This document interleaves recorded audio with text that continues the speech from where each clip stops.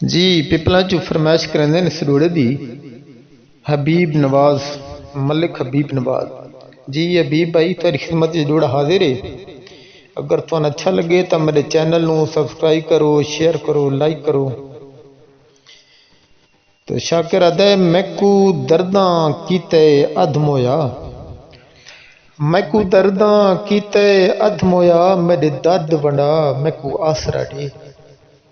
मेरे उजड़े पुजड़े हाल उते, मेरे उजड़े पुजड़े हाल उते कर तरस जरा मैकू आसरा दे। चाह पर्दा बेपरवाही तू, चाह पर्दा बेपरवाही तू, मेरे वल फेर निगाह मैकू आसरा दे। निम्मी ताही ते शाकिर टुर सकदा, निम्मी ताही ते शाकिर टुर सकदा, मेरे नेड़े आ मैकू आसरा दे, मेरे नेड़े आ मैकू आसरा दे।